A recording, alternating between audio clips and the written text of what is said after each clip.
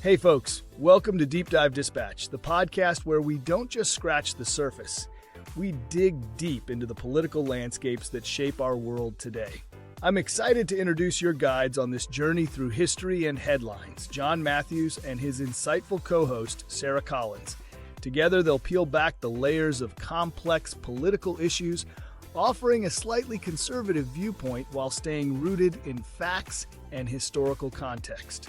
So, buckle up for a thought-provoking ride as we dive into the stories behind the stories. This is Deep Dive Dispatch. Let's get started. Hey there. Welcome back to the Deep Dive. Today we're going deep into a fascinating set of sources you've shared with us. Yeah. All about government spending, the deep state, and a new initiative called DOGE that's making waves. I think what's fascinating here is we're seeing sources from across the political spectrum, think tanks, government reports, even a presidential campaign website. Okay, let's unpack this. You've given us articles about waste in federal programs, the history of the military-industrial complex, and even some pretty heated congressional hearings about the weaponization of government agencies. Right. Plus, there's this buzz around DOGE, this new initiative headed by Elon Musk and Vivek Ramaswamy. And it's not just about what these sources say, but why they matter to you. Are you incredibly curious about how all these pieces fit together? Whatever your goal, we're here to guide you through it. So let's start with that campaign website, Donald Trump's website, to be exact. He's proposing to bring back something called impoundment power if he's elected. Yeah. What's the deal with that? Well, the website claims it's all about curbing wasteful spending.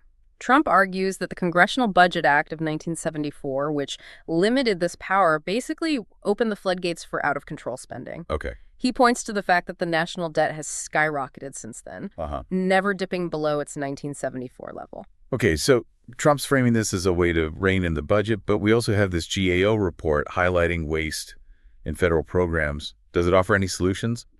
The GAO report focuses on the mechanics of waste, particularly the difficulty of tracking goods and services across the government. Right. It basically says if you don't have a clear picture of what you have and where it's going, waste is inevitable. Imagine one department swimming in surplus paper clips, Right. while another can't get their hands on enough. It's that kind of inefficiency they're talking about. Makes sense. But how does this tie into the military-industrial complex, which one of the sources describes it seems like a whole other beast? It's a crucial connection because the military-industrial complex has a huge influence on government spending. This term, coined after World War II, refers to the close relationship between the government, the military, and the defense industry. They all benefit from high military spending, which can divert resources from other areas. So it's like a self-perpetuating cycle. The defense industry pushes for more military spending, the government approves it, and the cycle continues even if it's not the most efficient use of resources. Exactly. And this dynamic is evident in an article from the National Interest, which advocates for increased military spending. While the article frames it as peace through strength, it also highlights the influence of the military-industrial complex on policy. Okay, so we're starting to see how these pieces fit together, but then there's the whole deep state concept, which always feels a bit like a conspiracy theory. What's the reality there? This is where things get really interesting. The GovExec article we have presents a range of perspectives on the deep state. Some experts believe it's a real network of unelected bureaucrats who wield significant power and often undermine elected officials. Others see it as a harmful myth that erodes trust in government. So is there any evidence to back up the idea of a deep state, or is it just a catch-all term for any bureaucratic inefficiency or resistance to change? The article does mention some historical examples like President Reagan's clashes with the EPA, where his appointees felt undermined by career employees who seemed more focused on preserving their programs than enacting the administration's agenda. Oh, wow. It's a complex issue with arguments on both sides. This reminds me of that congressional hearing transcript where they alleged that the Justice Department was weaponized against parents protesting at school board meetings. How does that fit into the deep state conversation? The hearing focuses on a specific incident where the National School Boards Association sent a letter to the Biden administration comparing concerned parents to domestic terrorists. Following this, Attorney General Merrick Garland issued a memo directing federal law enforcement to address these supposed threats. Wow, that's a serious escalation. Yeah. So are they saying the DOJ was used to silence dissent for political reasons? That's the argument critics claim the DOJ was used to target parents who were simply exercising their First Amendment rights. The fact that the NSBA later apologized for the letter further fuels those accusations, suggesting the DOJ's response was disproportionate and politically motivated. We've covered a lot of ground, and we haven't even gotten to DOGE yet. I know, right? From what I gather, it's supposed to be some sort of countermeasure to all of this, right? That's where DOGE comes in. Hey everyone, just taking a moment to send a huge shout out to all of you tuning in to Deep Dive Dispatch. Your support really keeps us going. And if you're enjoying the deep dives and want to help us continue bringing you these thought-provoking discussions, head over to deepdivedispatch.com. It's an awesome way to support the show and keep the conversation alive. Big thanks for being part of our community. Now, let's jump back into the next part of our episode and keep unraveling these intriguing topics. Enjoy. This initiative, spearheaded by Elon Musk and Vivek Ramaswamy, with Ron Paul as an advisor, aims to establish a Department of Government Efficiency, or DOGE. The Mises Institute article we have says they're drawing inspiration from initiatives like the Grace Commission under Reagan and reinventing government under Clinton. So a team of efficiency experts looking to streamline government operations and cut waste.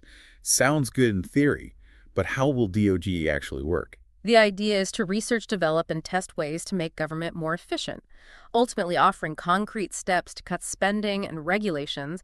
They even plan to have a podcast to keep the public informed and engaged. A podcast about government efficiency, didn't see that coming from Elon Musk, but hey, maybe it'll be a hit. But one of the sources throws a wrench in the works, claiming that Congress, not unelected bureaucrats, is the real deep state. Right. How does that square with everything else we've discussed? That's a provocative argument, isn't it? The source points out that Congress controls the budget. They decide how much money goes to each federal agency and have a massive influence on the bureaucracy's day-to-day operations. So are they saying that if there is a deep state, it ultimately answers to Congress? That seems like a significant distinction. It certainly adds another layer of complexity. And the Mises Institute article that talks about DOGE sees this initiative as a way to counter this deep state by shrinking the size and scope of government. Okay. It even compares politicians exploiting crises to grab more power to an alcoholic missing his daughter's graduation. A pretty stark analogy. Okay, so they're saying that DOGE could shrink the government and in turn limit the power of this deep state, whether it's entrenched bureaucrats or Congress itself. Right. But we also have this article from Truth Out that brings the media into the picture. Right. This article suggests that media consolidation and the focus on sensationalism, think Kim Kardashian instead of deep dives into government spending, contributes to public apathy and lets the deep state operate unchecked. It's like we're distracted by shiny objects while the real power plays are happening behind the scenes. Mm-hmm. Then there's the Judicial Watch report that goes all in on the deep state and gets pretty specific. This report is pretty alarming, actually. It claims that the deep state actively worked to undermine President Trump, using tactics like leaking classified information, relying on encrypted messaging apps to avoid oversight, and even politicizing agencies like the FBI and IRS for their own agenda. Hold on, they're saying the FBI and IRS were used as political weapons. Do they have any evidence to back that up? The report connects its claims to the findings of the Durham report, which investigated the origins of the FBI's investigation into alleged Trump-Russia collusion. Oh, right. The Durham report found that the FBI relied on shaky evidence like the Steele dossier, which turned out to be largely discredited. Exactly. While the Durham report didn't find enough evidence to prove criminal intent in most cases, it did expose serious flaws in the FBI's investigation, which lends some credibility to the Judicial Watch report's claims about the politicization of these agencies. This is a lot to process. We've gone from government waste and the military-industrial complex to the deep state and potential weaponization of government agencies. Right. And now we have DOGE, which is being presented as a solution to these deep-rooted problems. It's important to remember that we've only just scratched the surface. Right. Each source offers a unique piece of the puzzle. Definitely a lot to think about. Where do we go from here? So we've established that DOGE aims to streamline government and potentially reduce its influence. But one source seems skeptical about its chances of success, arguing that dismantling the deep state might be tougher than it seems. Right. This Mises Institute article highlights a crucial point. Even if DOGE pinpoints areas to cut spending or regulations, those cuts still need to be implemented, and that requires cooperation from Congress. Remember, Congress holds the purse strings. Right. And they might not be too keen on giving up that power. That makes sense. It's one thing to identify inefficiencies. It's another to actually get those changes enacted. Sounds like a potential clash between DOGE and the very people they're trying to reform. Exactly. And this source suggests that members of Congress might have a vested interest in maintaining the status quo. A larger, more complex government often translates to more power and influence for those in control. So even with brilliant solutions, DOGE could face an uphill battle getting them implemented. Okay, so we have this potential for conflict between DOGE and Congress. But what about the deep state itself? If it really exists, wouldn't it also resist these efforts to shrink government? That's the question, isn't it? None of the sources directly address that, but based on what we've seen, it's certainly plausible. The Judicial Watch report, for example, claims that the deep state has a history of using tactics like leaks and obstruction to undermine those who threaten their power. So imagine DOGE identifies a program riddled with waste and recommends cutting it, but then someone leaks classified information to derail the effort. Right. Or bureaucrats within the agency drag their feet and make implementation a nightmare. Exactly. It's like a bureaucratic chess match, and DOGE could be up against some very skilled opponents. This is starting to sound pretty bleak. Is there any reason to be optimistic about DOGE's chances? Well, the Mises Institute article that supports DOGE does point to one potential advantage, public awareness. They argue that the attention Musk and Ramaswamy attract, coupled with their planned podcast, could generate significant public support for government reform.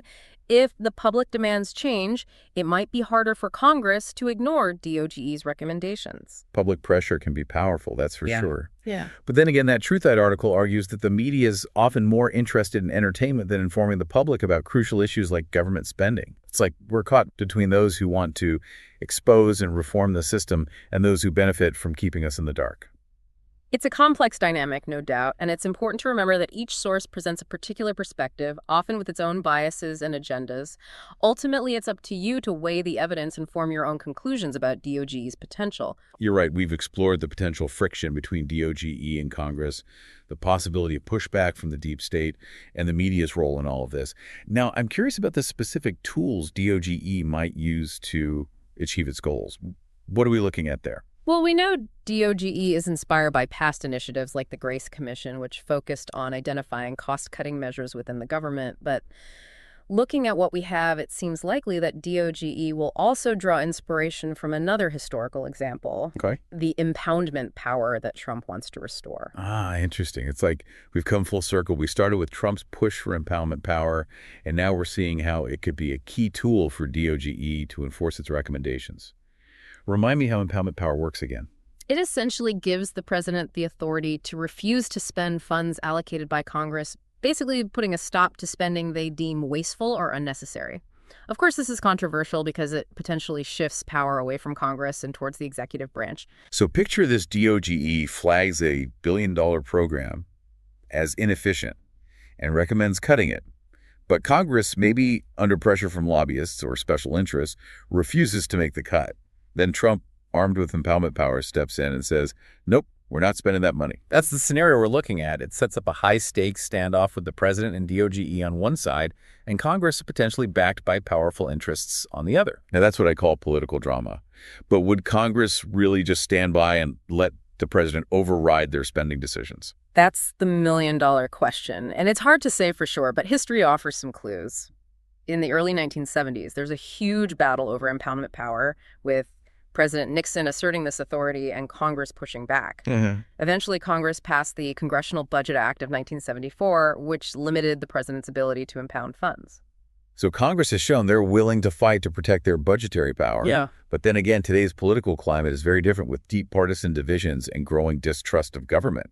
That's true, and the success of DOGE and the use of impoundment power will likely depend heavily on the political landscape. A supportive Congress might be more open to working with DOGE and accepting some spending cuts. Okay. But a hostile Congress might use every tool at their disposal to block DOGE's efforts and challenge the use of impoundment power. Feels like we're on shaky ground, waiting to see which way things will shift. This brings us back to that argument that Congress, not unelected bureaucrats, is the real deep state. Right. That article really challenges the conventional view of the deep state. Remember, they argue that Congress controls the bureaucracy's funding and has a huge influence on its day-to-day operations. So if there's a deep state pulling strings, it ultimately answers to Congress. That's an interesting perspective. It suggests that Even if DOGE successfully identifies waste and proposes cuts, they still need to get Congress on board, and if Congress is the real deep state, that might be a tough sell. Exactly. And this source even suggests that Congress might have a vested interest in a large, complex government. More government programs and agencies often mean more power and influence for those who control the budget. It's like a catch-22. DOGE needs Congress to implement its recommendations. But Congress might be the biggest obstacle to real change. So where does that leave the public in all of this? We've talked about how media consolidation and sensationalism can lead to apathy.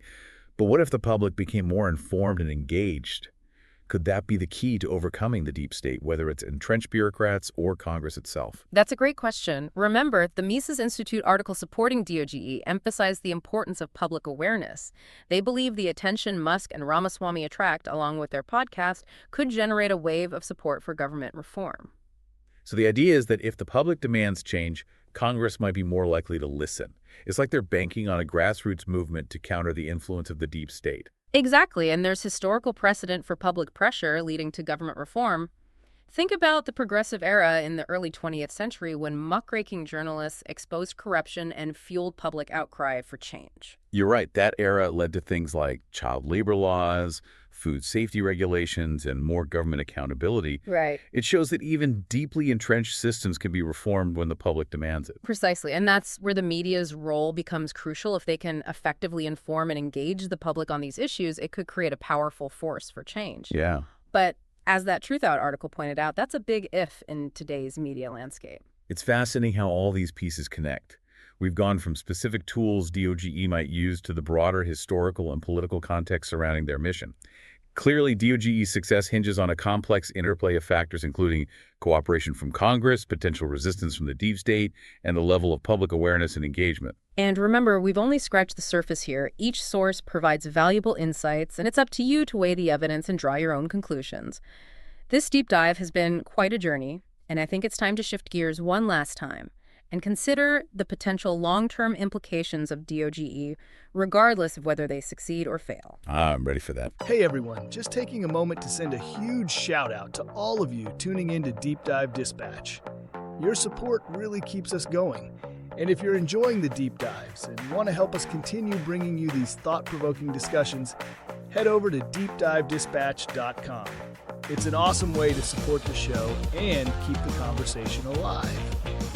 Big thanks for being part of our community. Now, let's jump back into the next part of our episode and keep unraveling these intriguing topics. Enjoy.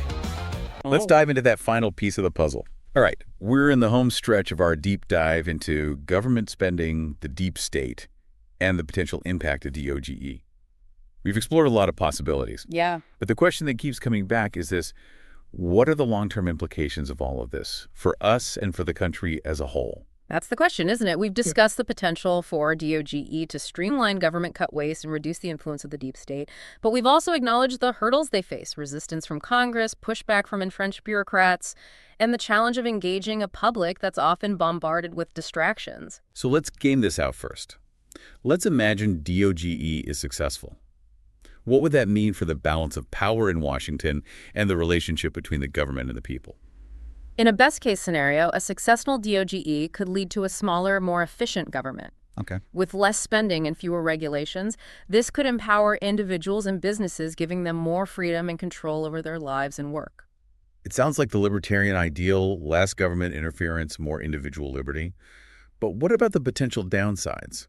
Could a smaller government also mean a weaker government, less equipped to handle things like national security or social welfare? That's a valid concern. Remember, one of the sources argued for increased military spending, emphasizing the need for a strong national defense.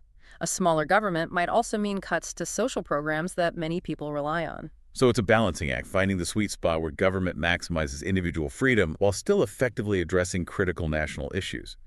What about the deep state? If DOGE succeeds in shrinking government, would that weaken its influence? That's a key question.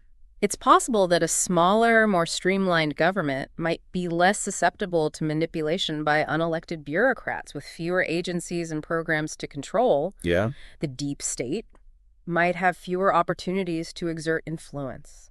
It's like cutting off the resources, as we talked about earlier. But that Judicial Watch report claimed the deep state actively worked to undermine President Trump. If they were willing to go that far, wouldn't they find ways to resist DOGE, even if it means operating outside the formal channels of government? It's a chilling thought, but it's certainly possible. The report alleged that the deep state used tactics like leaking obstruction and even weaponizing government agencies to protect their power if they perceive DOGE as a threat. It's conceivable they would resort to similar tactics. This feels like a high-stakes battle between those who want to reform the system and those who benefit from maintaining the status quo, and the stakes are incredibly high. This kind of conflict could really damage our institutions and erode public trust. It's a critical moment, no doubt about it, but what if DOGE fails? What are the implications then? Okay, let's consider that scenario. If DOGE is unable to overcome these challenges and make real changes, what does that tell us about the state of our government? A failure of DOGE could suggest that the system is too rigid, too resistant to change it.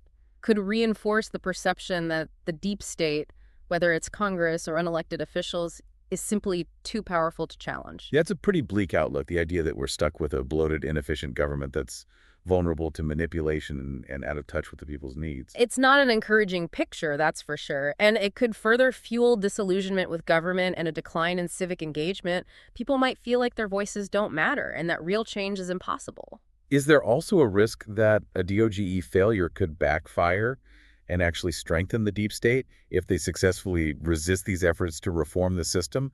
Wouldn't that embolden them to become even more assertive and less accountable? That's a valid concern. It's like a self-fulfilling prophecy. If the deep state believes they are untouchable, they might be more likely to overreach and abuse their power. This is all pretty concerning, but it underscores why this whole conversation is so important. Whether DOGE succeeds or fails, the issues they are trying to address, government waste, the influence of the deep state, and the need for greater accountability are not going away. Exactly. And it's crucial that we, the public, stay informed and engaged. We can't just sit back and hope that someone else will fix the system. We have a responsibility to hold our elected officials accountable and demand a government that is transparent, efficient, and truly serves the best interests of the people. Well said. This deep dive has been a real eye-opener, and it seems like we have even more questions now than when we started. But that's not necessarily a bad thing. It reminds us that these are complex issues with no easy solutions. It's up to all of us to keep learning, keep asking questions, and keep pushing for a better future. I couldn't agree more. This has been a fascinating exploration of the forces shaping our government and the challenges facing those who seek to reform it. And it's a conversation we need to continue having. Absolutely. Thanks for joining us on this deep dive. We encourage you to keep exploring these ideas and forming your own conclusions. Until next time, keep questioning, keep learning, and keep diving deep.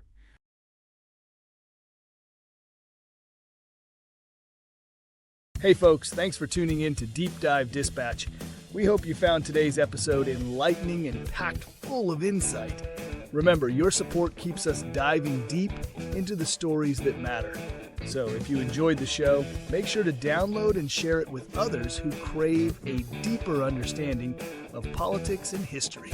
And don't forget, we want to hear from you. If there's a topic out there that you think deserves a deep dive, reach out and let us know. Your input helps us bring you the most compelling content week after week. Stay curious, stay informed, and we'll catch you next time on Deep Dive Dispatch. Keep exploring, folks.